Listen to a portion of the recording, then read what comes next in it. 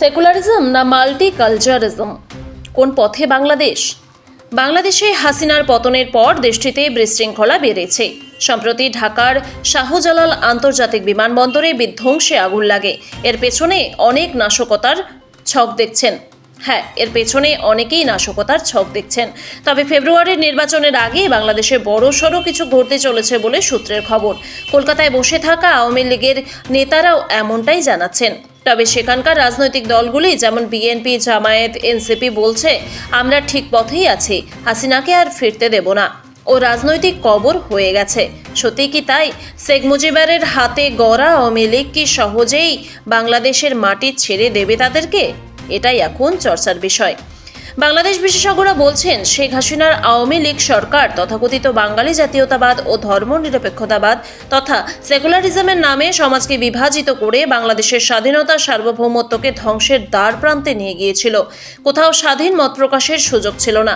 স্বৈরাচারের পক্ষের লোক হিসেবে পরিচিত না হলেও চাকরি পাওয়া যেত না, পদোন্নতি হতো না। নানা ধরনের দোহাই দিয়ে পদে পদে এ দেশের সংখ্যাগরিষ্ঠ মুসলিম জনগোষ্ঠীর সংস্কৃতিকে অবমাননা করা হতো। কাউকে ইসলাম চর্চা করতে দেখলেই তাকে রাজাকার ট্যাগ দিয়ে অপদস্থ করা, এটা একটা নিত্যনৈমিত্তিক ব্যাপার হয়ে দাঁড়িয়েছিল। পরিকল্পিতভাবে জঙ্গিবাদ ছড়িয়ে দিয়ে শত শত ধর্মপ্রাণ যুবকের জীবন হুমকির মুখে ঠেলে দেওয়া হয়েছিল। গুম আর খুনের আতঙ্কে জনজীবন স্থবির হয়ে পড়েছিল। আইন শৃঙ্খলা ও বিচার ব্যবস্থা পুরোপুরি ভেঙে পড়েছিল। প্রখ্যাত বুদ্ধিজীবী আমলা ডক্টর আলী আকবর খান এই অবস্থাকে মাছরার ন্যায়ের যুগের সঙ্গে তুলনা করেছিলেন। বৈষম্য বিরোধী ছাত্র আন্দোলনের নেতাদের দাবি, 2024-এর মধ্য জুলাইয়ে স্বৈরাচারের পাপের 16 করা পূর্ণ হয়। একদিন রাতের নীরবতা ভেঙে শত শত কিশোর যুবক ছাত্রের কণ্ঠে উচ্চারিত হয় স্বতঃস্ফূর্ত বিদ্রোহের বাণী, মুক্তির স্লোগান, তুমি কে আমি কে, রাজাকার রাজাকার। এই রাজাকার শব্দ উচ্চারণের মাধ্যমে কিশোর যুবক ছাত্ররা প্রকৃতপক্ষে তাদের আত্মপরিচয়ের সংশয় দূরে ঠেলে দিয়েছিল। তারা বুঝতে পেরেছিল মুসলমানিত্বের পরিচয় তাদের আসল পরিচয়, তথাকথিত ধর্মনিরপেক্ষ বাঙালি জাতীয়তাবাদ নয়। মানুষ যখন তার নিজের ক্ষমতাকে সঠিকভাবে উপলব্ধি করতে পারে, তখন পৃথিবীর কোনো শক্তি তাকে আর ঠেকিয়ে রাখতে পারে না। স্বৈরাচারী শেখ হাসিনাও পারেনি, তাকে সপরিবারে দেশ ছেড়ে পালাতে হয়েছে। এই প্রতিরোধে মুসলমান, অমুসলমান, বাম ডান সবাই সামিল হয়েছে।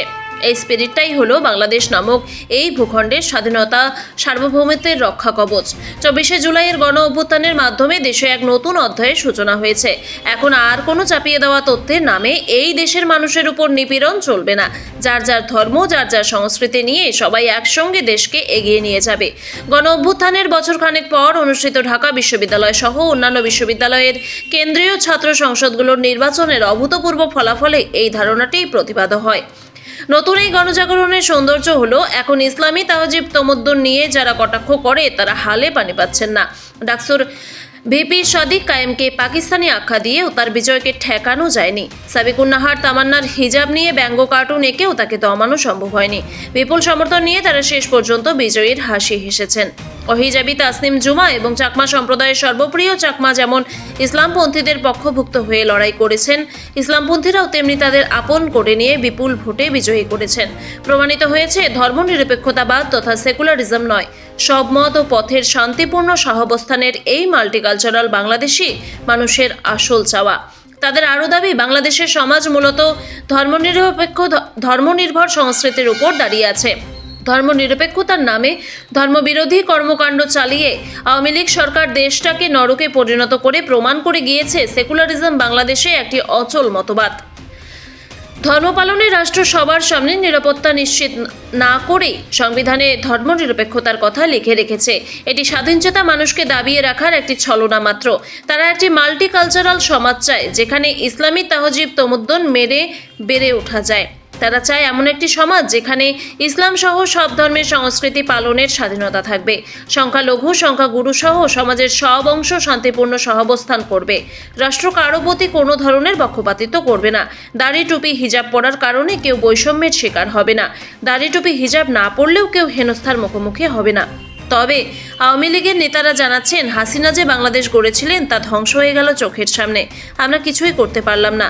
তবে আগামীতে বড় ধরনের কোনো অঘটন ঘটানো যায় কিনা সেটার দিকেই তারা তাকিয়ে। দিল্লি থেকে কখন নেত্রী শেখ হাসিনার নির্দেশ আসে সেই আশায় নিউটাউনে বসে অপেক্ষা করছেন ওয়াবাদুল ওবায়দুল কাদেররা।